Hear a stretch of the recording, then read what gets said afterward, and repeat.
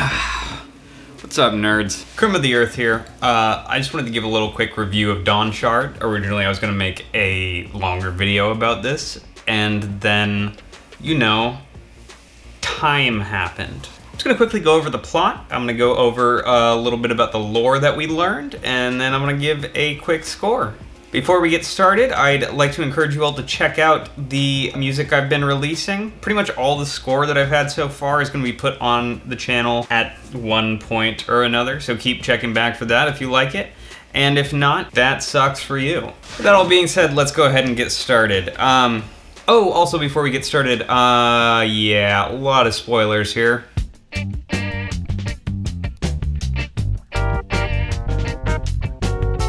So this book starts out with Yalb, the dude that was on Shallan's ship. It turns out he's fine. He finds a ghost ship. Then we pick up with Risen, sails to Amia with the Lopen, Cord, Nikli, the crabs. There's a lot of omens along the way. Like, they find worms in the grain, but she turns this into a thing and sells them to some nomads out of Hexy. The crew's like, oh, this is cool. Now we have a lot of jerky. Turns out, it's Nikli that's been leaving all these really, you know, bad omens for everyone. And because he wants to prevent Risen and the entire crew from getting to Amia.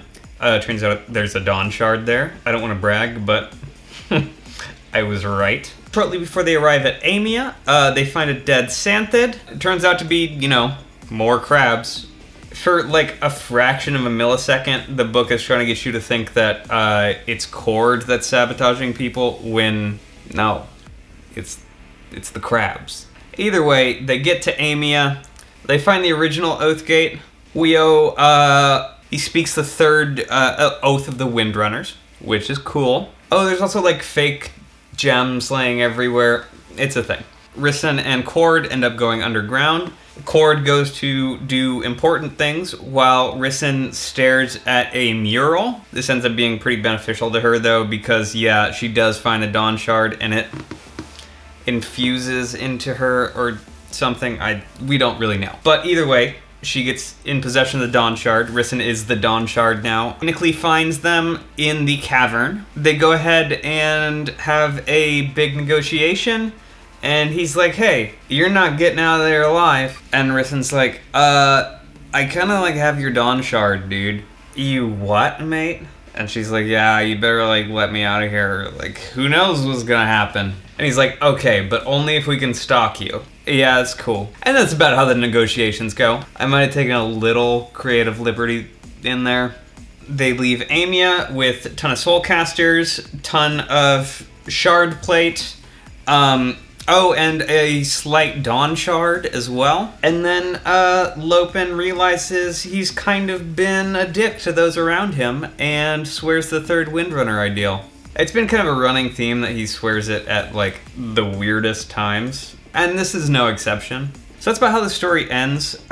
Let's talk about the lore a little bit.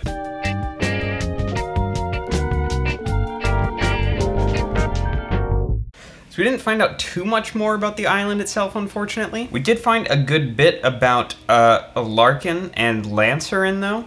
They are related in some way, shape, or form. We're not exactly sure how. We know that Larkin bond with Luxspren, though, and Lancerin somehow evolve out of them. It probably has something to do with the high storm pupation phase that all great shells go through.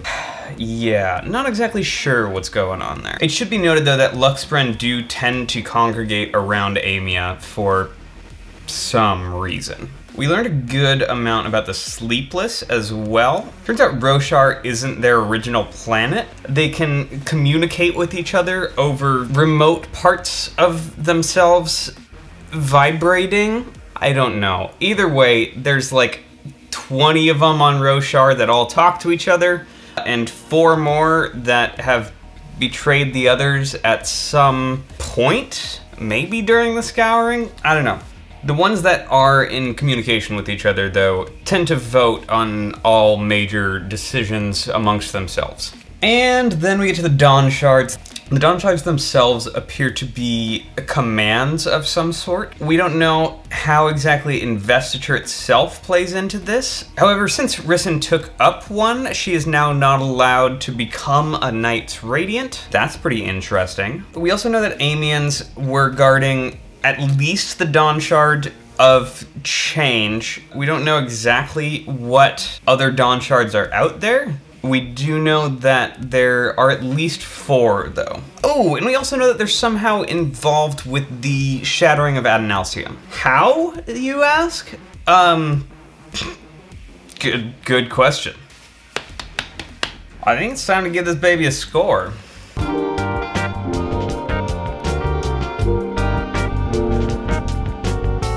So, story and plot-wise, this is gonna get a solid 6 out of 10. There are some pretty consistent themes about overcoming expectations. Unfortunately, in my opinion, they were not super well explored. I definitely could have used more interplay between the Lopen and Risen. I'm not quite sure why they only had like one big conversation together.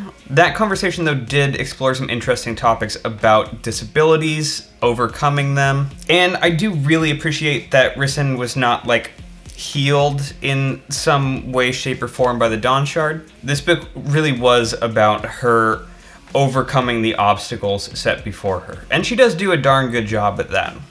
The unfortunate part is that this theme more or less kind of disappears around the middle of the book, though, and doesn't really come back until the negotiations at the end. Structure-wise, I really don't think the structure of the book lent itself very well to building of tension.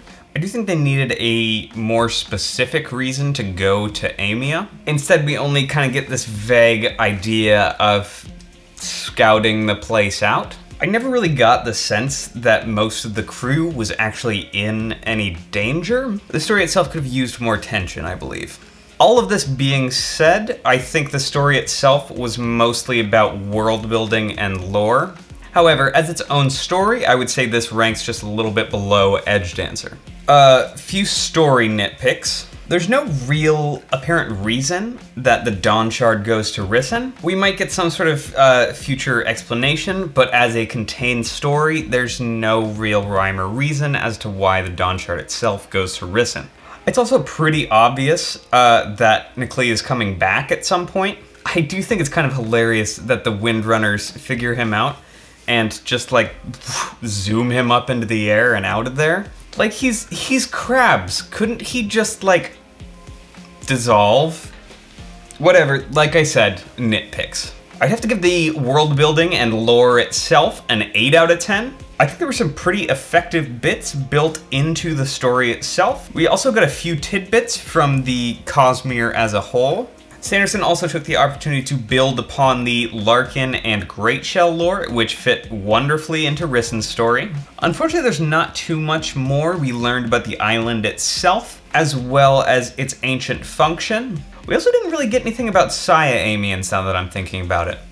These are the blue guys. However, we did get a decent amount about Fabrial technology itself. Rushu's experiments, as well as having Huyo on board to mess everything up and put it back together, was a pretty effective way of building our knowledge about Fabrials. It's also pretty interesting that aluminum can be used to interfere with Fabrial interconnection. That was definitely one of my favorite parts of the book, is learning more about Fabrials and how they work. And then, I'm gonna give it 10 out of 10 crabs, because this had a decent amount of crabs in it. We got to see crab people. We got a crab monster thing. We got plenty of crab lore. We also got a crab Santhid fake out, which was, that was quite fun. For all you fans of crabs out there, this is the book for you. Maybe don't read too much into that. 6 out of 10 story, 8 out of 10 lore, 10 out of 10 crabs. I will see you all very soon for speculation about Rhythm of War.